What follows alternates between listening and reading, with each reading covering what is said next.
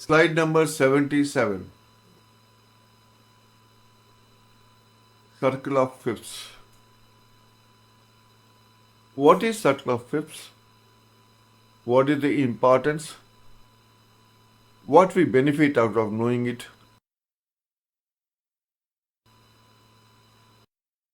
Let us enter into the graphic. We see that C is the first treble clef and C you find. Then G is written having one sharp. D is written two sharp. It goes on every fifth note from C.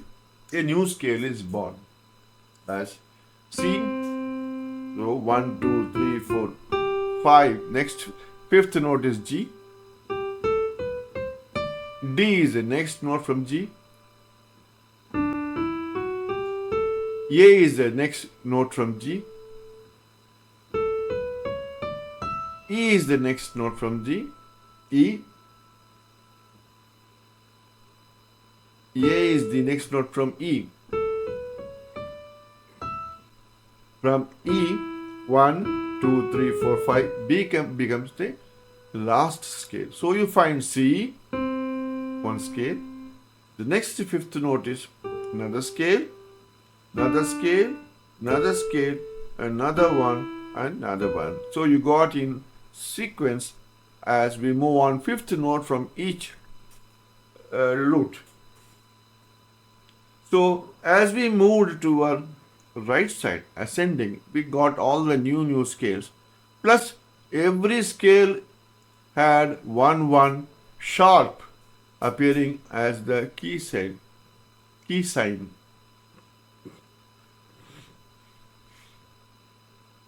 The key sign means the scale notes are changing. Suppose if it's G, that is the F sharp. So G, A, B, C, D, E, F sharp, G.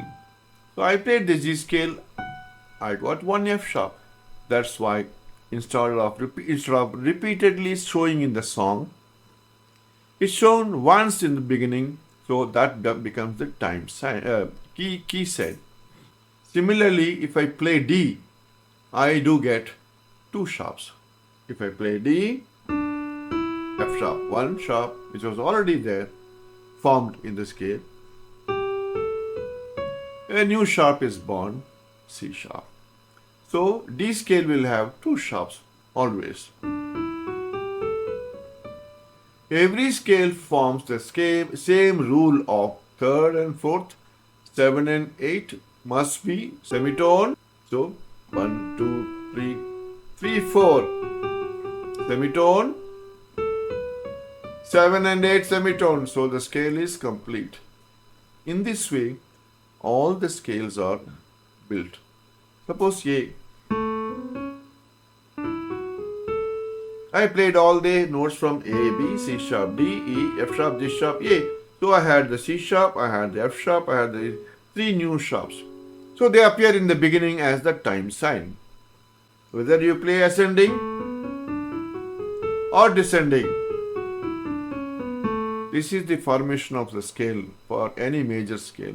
So from A, you got all the notes as well as the key signs which appears at the beginning of a song. Now we go to E, which is the fifth note from A. 1, 2, 3, 4, 5. From here again, E, you find E, F sharp, G sharp, A, B, C sharp, D sharp, E. So you had the 1, 2, 3, 4. So 4 sharps you had in this. So F sharp, G sharp, A, B, C sharp, D sharp, E. That's why you get 4 sharps appearing as a key sign. Last scale is the B scale. Suppose you start, where is it became 5th degree from E? E, 2, 3, 4, 5. So E. So 1, 2, 3, 4, 5, 6, 7, 8.